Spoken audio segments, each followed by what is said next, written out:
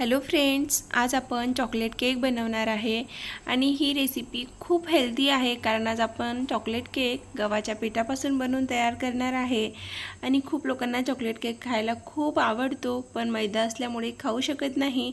पण आजचा केक आहे ना, तुम्ही गिल्ट फ्री खाऊ शकता कारण हा केक गव्हाच्या पिठापासून एकदम हेल्दी बनवणार आहे। तर त्यासाठी आपल्याला सगळ्यात आधी ते बॅटर तयार करून घ्यायचं आहे। तर एक मोठा बाउल घ्यायचं, त्यामध्ये 1/4 कप इतकं तेल ॲड करायचं आहे, 1/4 कप इतकी दही घ्यायची आहे, 1/2 कप पावडर शुगर घ्यायचं आहे। त्यानंतर त्याला व्यवस्थित मिक्स करून त्याचा घोळ तयार करायचा आहे। आता त्यावर एक चाळणी ठेवायची, त्यामध्ये ड्राय इंग्रेडियंट्स गाळून घ्यायचे आहे। तर इथे मी 1 कप इतकं गव्हाचं पीठ घेतलेलं आहे, त्यामध्ये 2 टेबलस्पून इतकं मिल्क पावडर ॲड करत आहे। गव्हाचा केक बनवत असताना मिल्क पावडर नक्की ॲड करा, त्याच्याने खूप छान टेस्ट येते केकची। 2 tablespoon cocoa powder, 1/2 teaspoon baking powder, 1/4 teaspoon baking soda add केलेला आहे। परत त्याला व्यवस्थित आपल्याला गाळून घ्यायचं आहे। तरी ते मी पूर्ण ड्राय इंग्रेडियंटसुद्धा गाळून घेतलेला आहे। आता याला हलक्या हाताने मिक्स करून घ्यायचं आहे। तर मिक्स करत असताना यामध्ये दूध ॲड करायचं नाही, पूर्ण आधी एकाच डायरेक्शनमध्ये आपल्याला हे मिक्स करून घ्यायचं आहे। मिक्स करून झाल्यानंतर यामध्ये 1 कप इतकं, फुल 1 कप आपल्याला इथे दूध लागणार आहे। बॅटर मिक्स करून झालं आहे, आता त्यामध्ये अर्धा कप इतकं दूध ॲड करून घेतलेलं आहे। ॲड केल्यानंतर आपल्याला पूर्ण मिक्स करून घ्यायचं आहे। बॅटर मिक्स करून झाला आहे, आता बाकीचा जो दूध उरला आहे ना, तो सुद्धा मी यामध्ये ॲड करून घेते। ॲड करून छान असा इथे बॅटर तयार करून घ्यायचं आहे, स्मूथ बॅटर तयार करायचं आहे। ज्यावेळेला आपण केक शिजवणार ना, त्यावेळेला मोठे मोठे बबल्स येणार नाही आणि केकचा स्पंज छान होईल, त्यासाठी आपल्याला स्मूथ बॅटर इथे तयार करायचं आहे। तर बघा इथे मी कंटिन्यू मिक्स करून घेतलेला आहे आणि आपला बॅटर इथे तयार झाला आहे। तर इथे मला थोडंसं घट्ट वाटत होतं बॅटर, तर मला थोडंसं यामध्ये 2 चमच इतकं दूध मी परत यामध्ये ॲड केलेलं आहे।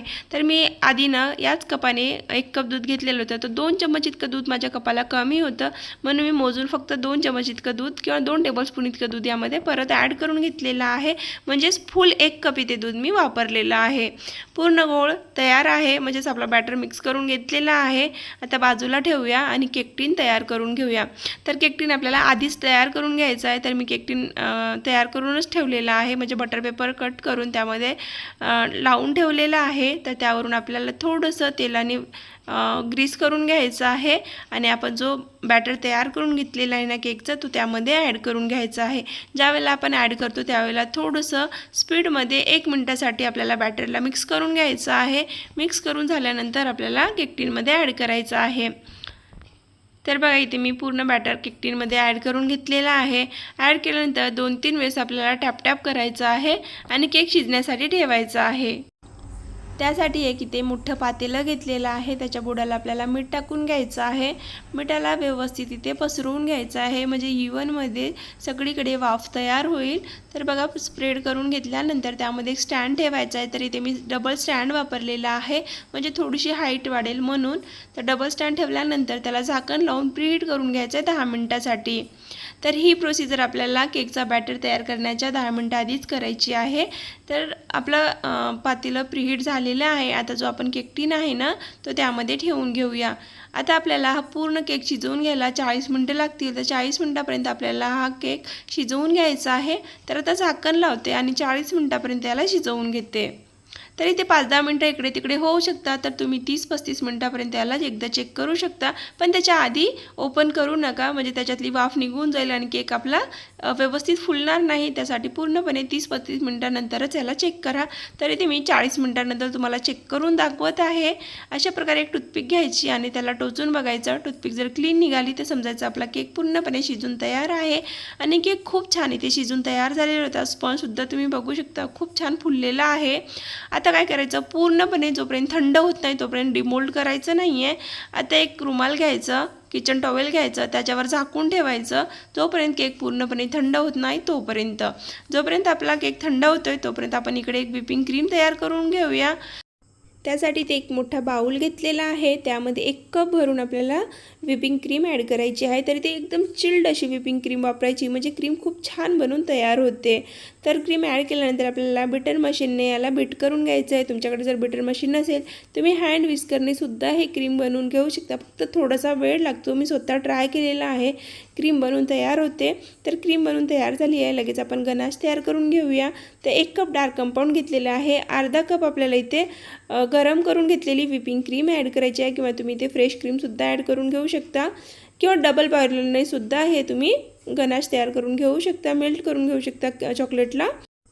तर इथे मी एवढी लंबी प्रोसिजर करण्यापेक्षा एका छोट्याशा पातेल्यामध्ये व्हिपिंग क्रीम ॲड केली, खूप जास्त गरम करून घेतलं आणि ते व्हिपिंग क्रीम मी चॉकलेटमध्ये ॲड करून चॉकलेट गनाश तयार करून घेतलेला आहे, चॉकलेटला व्यवस्थित मेल्ट केलेला आहे। तर आता आपल्याला इथे क्रीम तयार करून घ्यायची आहे। तर त्यामध्ये मी 1 टेबलस्पून भरून कोको पावडर ॲड केलेला आहे, 1 टेबलस्पून आपल्याला इथे चॉकलेट गनाश ॲड करायचा आहे, म्हणजे आपल्याला चॉकलेट क्रीम तयार करायची आहे, त्यासाठी आपल्याला हे सगळं ॲड करून घ्यायचं आहे। जर तुम्हाला चॉकलेट क्रीम आवडत नसेल तर तुम्ही प्लेन व्हाईट क्रीमसुद्धा लावू शकता।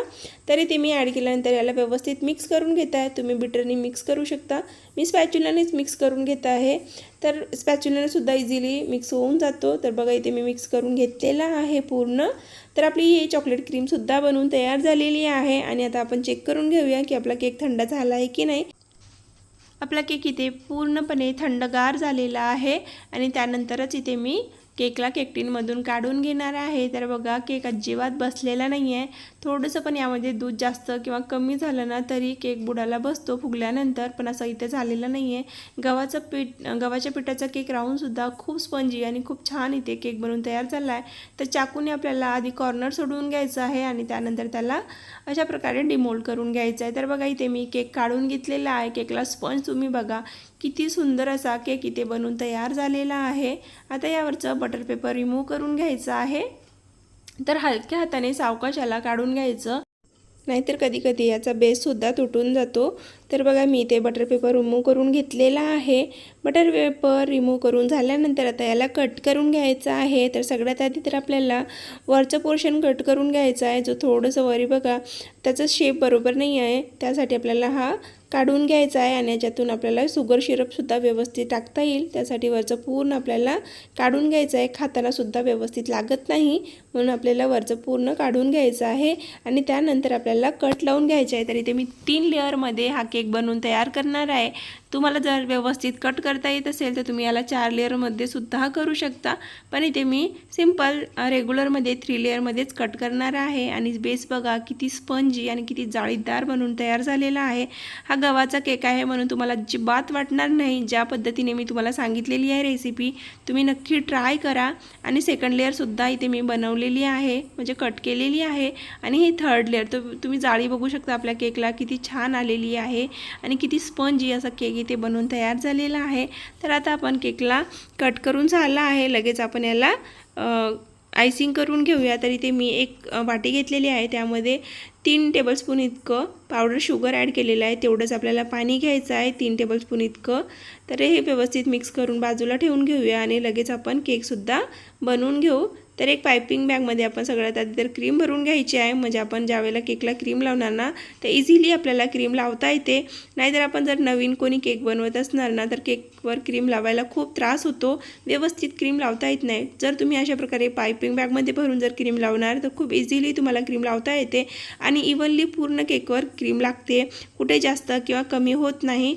तर जे नवीन बनवत आहे ना केक त्यांच्यासाठी एक ट्रिक आहे आणि खूप बेस्ट आहे, नक्कीच हे वापरून बघा तुम्ही किंवा या पद्धतीने करून बघा, तुमचा केकसुद्धा एक विवनमध्ये खूप छान बनवून तयार होईल। तर मी इथे फर्स्ट लेअर ठेवली आहे, त्याच्यावरून भरपूर सारं शुगर सिरप लावलेलं आहे, त्यावरून आपल्याला क्रीम लावून घ्यायची आहे।